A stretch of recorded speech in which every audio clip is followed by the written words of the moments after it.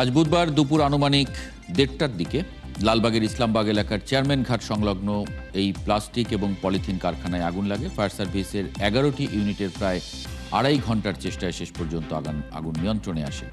ঘিঞ্জি এলাকা এবং সরু রাস্তার কারণে ফায়ার সার্ভিসের গাড়িগুলো ঘটনাস্থলে পৌঁছতে প্রাথমিকভাবে বাধার সম্মুখীন হয়। মিরপুরের শিয়ালবাড়ির দুর্ঘটনার পর আজকের এই দুর্ঘটনা আমাদের আসলে কি বার্তা দিচ্ছে সেটা নিয়ে একটু কথা বলবো। আমাদের সঙ্গে আছেন দুর্যোগ ও ঝুঁকি ব্যবস্থাপনা বিশেষজ্ঞ ফায়ার সার্ভিসের সাবেক মহাপরিচালক ব্রিগেডিয়ার জেনারেল অবসরপ্রাপ্ত ইঞ্জিনিয়ার আলী আহমেদ খান এবং নগর ও অঞ্চল পরিকল্পনাবিদ অধ্যাপক আখতার মাহমুদ। আপনাদের স্বাগত জানাচ্ছি সংবাদযোগে। শুরুতে আলী আহমেদ খান, আপনার কাছে একটু জানি যে এর আগেও আমরা এই ধরনের কারখানায় আগুনের ঘটনা দেখেছি, কয়েকদিন আগেই দেখেছি। সেই সময়ও একাত্তর টেলিভিশনে আপনার সঙ্গে কথা হয়েছিল যখন শিয়ালবাড়ির ওই দুর্ঘটনাটি ঘটে।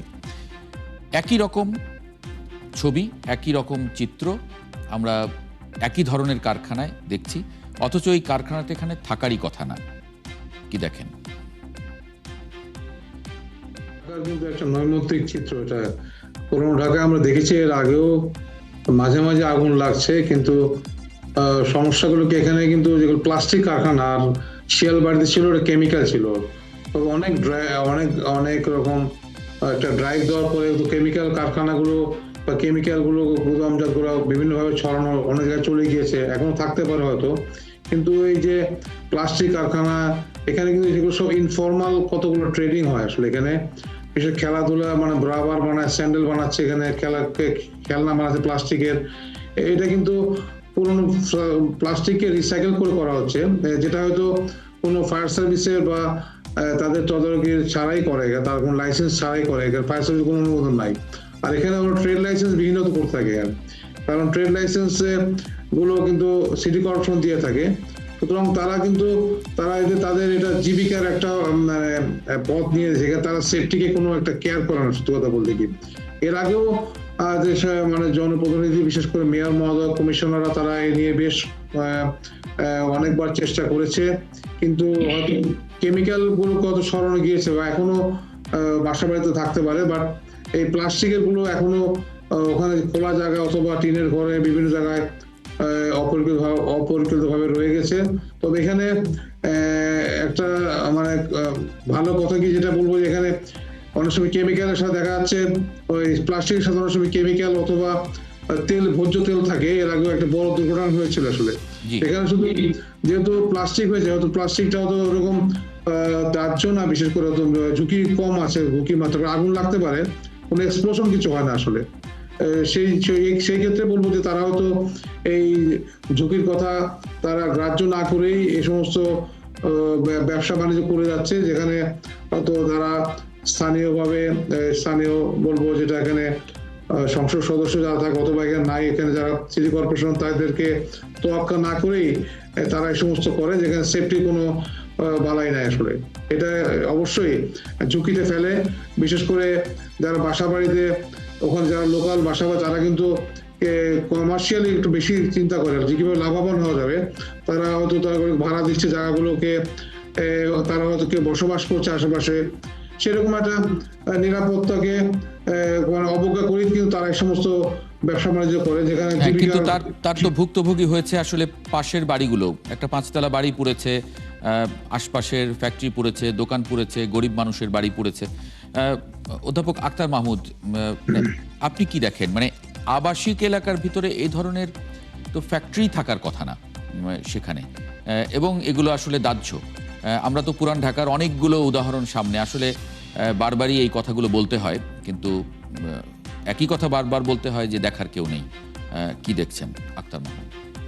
পুরান ঢাকায় এই ধরনের ঘটনা কিন্তু মানে নিত্য নৈমিত্তিক ভাবে ঘটে চলেছে। আপনার মনে থাকবে 2010 সালে নিমতলিতে একটি বড় ধরনের ঘটনা ঘটেছিল।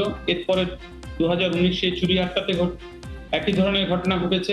শতাধিক মানুষ কিন্তু মৃত্যুবরণ করেছে ওই সময়টাতে, এবং সেই সময়টাতে মানুষের মধ্যে যে জোয়ার দেখা গেছিল, গণসচেতনতার বিষয়গুলো দেখা গিয়েছিল, এবং বিভিন্ন দপ্তরগুলো তারা নড়ে চড়ে বসেছিল যে আমাদের কিছু করণীয় আছে। প্রত্যেকটা ডিপার্টমেন্ট তখন অ্যাক্টিভ ছিল যে এখান থেকে যে দাহ্য বস্তু গুদামজাত করা, প্লাস্টিক কারখানা, কেমিক্যাল কারখানা এবং কেমিক্যালের যে গুদাম ওখানে আছে এগুলোকে সরিয়ে নেওয়া। এবং আমরা দেখতে পেলাম সেই সময় ministry of industry, RAJUK, city corporation এবং ওখানকার কমিউনিটি, বিভিন্ন ধরনের সংগঠন, তারা সবাই একত্রিত হয়ে সেখানে চেষ্টা করলো এখান থেকে এগুলোকে কিভাবে সরিয়ে নেওয়া যায়। আলী ভাই খুব সঠিক কথাই বলেছে, অধিক মুনাফার আশায় এই ধরনের গুদামের ভাড়া দিয়ে থাকে ওখানকার স্থানীয় মানুষজন। কিন্তু এটা যে কত বড় একটা মানে ঝুঁকি তৈরি করছে, আশপাশের মানুষ, যে মানুষটা এই ধরনের ব্যবসার সাথে কোনোভাবে যুক্ত না, সেও কিন্তু ঝুঁকির মধ্যে পড়ে যাচ্ছে। তো সম্পূর্ণ এই পুরান ঢাকাতে ছোট ছোট অলিগলির ভিতরে ভিতরে অনেক ধরনের এরকম দাহ্য বস্তু এবং কেমিক্যালের গুদাম কিন্তু ওখানে আছে। তো ফলে এখানে রাজুকের যেই আপনি যদি রাজুকের কথা বলেন, সেখানে দেখবেন ঘটনাটি ঘটার পরে বলবে যে এখানে এই বিল্ডিংটি কোনো অনুমতি ছাড়াই তৈরি হয়েছে। এই যে অনুমতি ছাড়া তৈরি হয়েছে, তৈরি হওয়ার সময় তারা সেই সময়টা কোথায় ছিল? তো এই জিনিসগুলো আসলে কেউ না কাউকে না কাউকে জবাবদিহি করতেই হবে।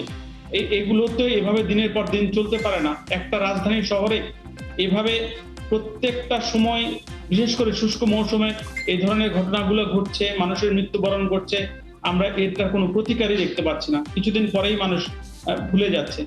এইখানে মাস্টার প্ল্যানের বাস্তবায়ন ছাড়া, রাজুকের কঠোর নজরদারি ছাড়া এবং শিল্প মন্ত্রণালয়ের নজরদারি ছাড়া এটা হবে না।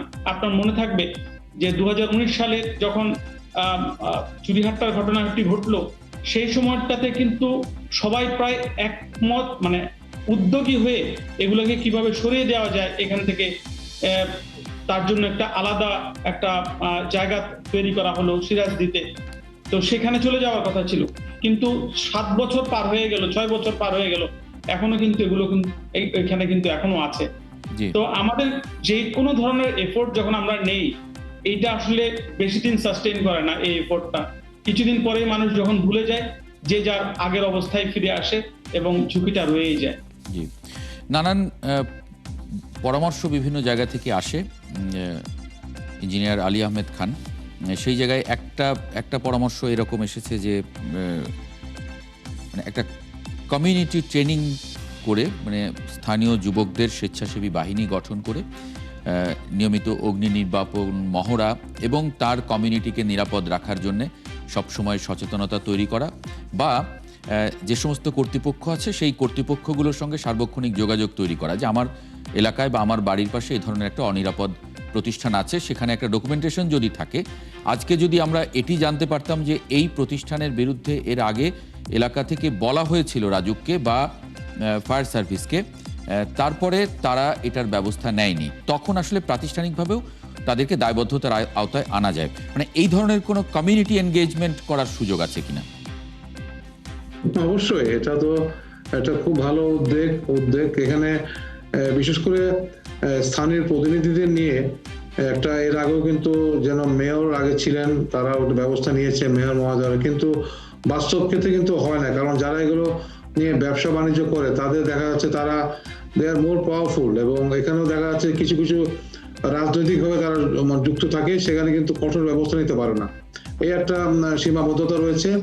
আর আপনি যেটা বললেন যে পুরনো ঢাকায় যে সমস্যা, আজকে যেটা বলছিলেন যে স্থানীয় যারা ভুক্তভোগী, যে ফায়ার ব্রিগেড আসে লেট করেছে, তারা কিন্তু বিশেষ করে যে ওখানে কোনো রাস্তাঘাটও নাই, বড় রাস্তাঘাটে ফায়ারের গাড়ি যাবে, ছোট গাড়ি যেতে পারে না এখানে, এবং ওখানে রাস্তা কাটা ছিল আর কি, যে রাস্তা যাওয়ার কথা ছিল ওখানে পানির সংকট তৈরি হয়েছে, পানির সংকট ছিল।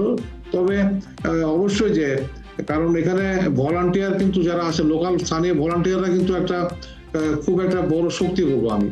কারণ এখানে তারা যদি প্রথমেই যদি তারা একটা ফায়ার সার্ভিসে কাজ করে এবং সম্মানিতভাবে কাজ করে, তাহলে কিন্তু আগুনটা কখনো বড় হতে পারে না। কিন্তু আপনি যেটা বললেন যে এই যে কোনো অবস্থাতে যেন এই সমস্ত লাইসেন্স না দেওয়া হয়, সেখানে কিন্তু স্থানীয় মেম্বার, স্থানীয় প্রতিনিধি, স্থানীয় ভলান্টিয়ার, তারা যদি একটা সংঘবদ্ধভাবে একটা উদ্যোগ নেয় যে এখানে মানুষের পাবলিক সেফটিকে প্রথমভাবে প্রায়োরিটি দেওয়া হচ্ছে, কোনো অবস্থাতে কিন্তু এই যে প্লাস্টিকের ফ্যাক্টরি অথবা যেটা খুব দাহ্য পদার্থ তেলের হতে পারে অথবা মজুত করতে পারে ওখানে, তারপরে আপনাকে কেমিক্যাল থাকতে পারে, মানে যেটা হয়তো কেউ জানে না। তারা কিন্তু সবসময় কিন্তু একটা স্থানীয় প্রশাসনকে অবগতি করতে পারে, সেখানে একটা ড্রাইভ দিতে পারে, ম্যাজিস্ট্রেটের মাধ্যমে উদ্যোগ নিতে পারে। কিন্তু স্থানীয়ভাবে যদি লোকালরা যদি কোনো ইনফরমেশন না দেয়, তাহলে কিন্তু দেখা যাচ্ছে যে সেখানে কিন্তু প্রশাসন কিন্তু নিরুপায় থাকে। সুতরাং এখানে একটা খুব একটা বড় পলিটিক্যাল উইলের প্রয়োজন রয়েছে স্থানীয়ভাবে। তবে হয়তো একটা হয়তো সেখানে পাবলিক সেফটি প্রায়োরিটি দিই আমরা, কারণ আমাদের দেশে পাবলিক সেফটিকে কখনো প্রায়োরিটি দেওয়া হয় না, যার জন্য কিন্তু সমস্ত ভাবে বাসা বাড়িতে এই মানে অরক্ষিত ভাবে করা হচ্ছে। এখানে যেটা বিভিন্ন রকম মালামাল গুলোকে গুদামজাত করা হয়, সেটা কিন্তু অবশ্যই মানুষের ঝুঁকি বাড়িয়ে তুলে আসে। সেখানে আমি বলবো যে জনপ্রতিনিধি যারা থাকবেন এবং তার সাথে কিন্তু একটা সম্পৃক্ত করে জনপ্রতিনিধির সাথে নিয়মিত প্রশিক্ষণ এবং সাথে সাথে কিন্তু তাদেরকে তদারকির মাধ্যমে নিয়ে আসতে হবে। এবং সেখানে কিন্তু আমি মনে করবো যে এই fire service, civil defence, RAJUK, তারপরে আপনার সিটি কর্পোরেট, তারা কিন্তু একটা উল্লেখযোগ্য ভূমিকা নিতে পারে এবং তাদেরকে দায়ভারটা নিতে হবে। জি, দায়ভারটা নিতে হবে। অধ্যাপক আক্তার মাহমুদ, আমরা এই এক একটা ঘটনার পরে নানান তদন্ত কমিটি হয়েছে, তদন্ত হয়েছে, নিশ্চয়ই সেখানে দোষীও শনাক্ত হয়েছে, কাদের কাদের দায় আছে এখানে। আমরা মানে তাদেরকে কোনোদিনই সামনে দেখি না, প্রশ্ন করার তো সুযোগ নেই, এমনকি তারা আইনের আওতায়ও কখনো কাউকে আসতে দেখি না। সেই জায়গায় আসলে কি দেখেন আপনি? দেখেন, আসলে সঠিক কথাই বলেছেন আপনি। তদন্ত কমিটি হয়, তদন্ত রিপোর্ট হয় এবং সেখানে যারা দায়ী ব্যক্তিরা যারা থাকেন, এক হচ্ছে যে ভবনের মালিক এবং ভবনের ওই ব্যবসার সাথে জড়িত যারা আছে তাদের একটা দায়ী আছে, তাদেরকে সামনে নিয়ে আসা। আরেকটি হচ্ছে যে এই ভবনগুলোতে যে অবৈধ ব্যবহার বা নিয়ম বহির্ভূত ভাবে যে ব্যবহার হয়, এইগুলো দেখভাল করার জন্য যারা আছেন তারাও কিন্তু কম দায়ী না, তারাও কিন্তু দায়ী। তো তাদেরকেও আমরা কিন্তু কখনো দায়ী হিসাবে দেখিনি, তাদের কোনো মানে পানিশমেন্ট হয়েছে এরকম কোনো চিত্র আমরা কখনো দেখিনি। তো দায়বদ্ধতা এবং জবাবদিহিতা যদি থাকে তাহলে একটা দিকে মানে অপরাধ কমে আসবে এবং এই ধরনের ঘটনাও কমে আসবে, এটা একটি দিক।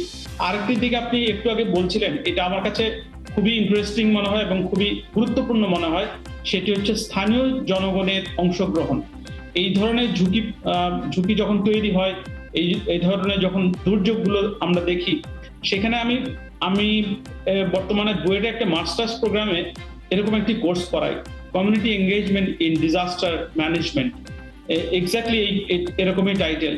সেখানে আমি সবচেয়ে গুরুত্ব দেই হচ্ছে যে কমিউনিটিকে কিভাবে এই ধরনের কাজে যদি সম্পৃক্ত করা যায়, দুর্যোগটাকে প্রথমেই শুরুতেই এটাকে কমিয়ে নিয়ে আসা যায় এবং ঝুঁকিটাকে কিভাবে কমিয়ে নিয়ে আসা যায়। এবং পুরান ঢাকায় এরকম পাড়া মহল্লার কনসেপ্ট আছে, সেখানে মানুষ একে অন্যকে চিনে এবং এখানে এটা বাস্তবায়ন করা খুবই সহজ হবে। তো সেখানে কমিউনিটি ভিত্তিক ভলান্টিয়ার, স্বেচ্ছাসেবক এবং দুর্যোগকালীন সময় কার কি ভূমিকা হবে এবং ওই সময়টাতে করণীয় কি আছে, এগুলো কিন্তু নিয়মিতভাবে যদি প্রশিক্ষণ দেওয়া যায়, ট্রেনিং দেওয়া যায়, স্বেচ্ছাসেবী দল তৈরি করা যায়, আমার মনে হয় ভালো একটা ফলাফল আসতে পারে। একদিকে আমরা যখন পাবলিক এজেন্সিগুলোকে সরকারি সংস্থাগুলোকে যখন দোষারোপ করছি এবং তাদের ব্যর্থতার কথাই বলছি দিনের পর দিন এবং সেখানে কোনো পরিবর্তন হচ্ছে না, সেটা আমরা বলতেই থাকবো। কিন্তু পাশাপাশি আমার মনে হয় কমিউনিটি এঙ্গেজমেন্ট এবং কমিউনিটির এই মানুষগুলোকে স্বেচ্ছাসেবী দল হিসেবে যদি তৈরি করা যায়, প্রশিক্ষণ দেওয়া যায়, তাহলে এই ধরনের কাজে ভালো সুফল আসবে। জি, আপনি খুব সঠিকভাবেই বলেছেন, কারণ পাশের যে 5তলা ভবনটি পুড়েছে সেই ভবনের কোনো দায় নেই, সেই ভবন মালিক বাসিন্দা কারোরই কোনো দায় নেই, এটা সত্য। আবার অন্যভাবে যদি আমি চিন্তা করি, আমার নিজের নিরাপত্তা আমাকেই ভাবতে হবে। সুতরাং এখানে একটা প্লাস্টিক কারখানা চলছে যেখানে আমার ঝুঁকি তৈরি হতে পারে, নিশ্চয়ই আমারও উদ্যোগী হওয়া প্রয়োজন ছিল, আশেপাশের মানুষদেরকে বোঝানো বা আমার কমিউনিটিকে বলা বা সরকারি সংস্থাগুলোকে জিজ্ঞেস করা, অ্যাওয়ার করা। তবে আপনার এই অনুষ্ঠানের মধ্য দিয়ে আমি একটা রিকোয়েস্ট করতে অনুরোধ করতে চাই, যারা আমরা নগরে বসবাস করছি, আপনি যে কেউ আপনি আপনার পাশে বা কাছাকাছি কোথাও যদি এই ধরনের ঝুঁকিপূর্ণ কোনো ভবনের ব্যবহার যদি কেউ দেখেন, দয়া করে আপনারা রাজুকের অথরাইজড অফিসারকে একটি অন্তত চিঠি লেখেন অথবা রিপোর্ট করেন, মানে কাজ হবে, মানে নিশ্চিতভাবে কাজ হবে। অন্তত ফায়ার ব্রিগেডকে জানান, রাজুককে জানান, কোনো না কোনো ভাবে কাজ হবে। অনেক সময় অথরিটি গুলোও কিন্তু এই ধরনের ইনফরমেশনের ঘাটতি থেকে যায়। হ্যাঁ, এবং তখন কিন্তু সেই ভবন মালিক, আপনি খুব রাইটলি বলেছেন যে এই ভবন মালিক যদি আগে জানানো থাকতো তাহলে তিনি কিন্তু বলতে পারতেন যে আমি এটি জানিয়েছি কিন্তু কোনো ধরনের ব্যবস্থা তারা নেয়নি। সুতরাং তাদেরকেও ক্ষতিপূরণ না হোক, তাদেরকেও দায়বদ্ধতার আওতায় আনা যেত। অনেক ধন্যবাদ।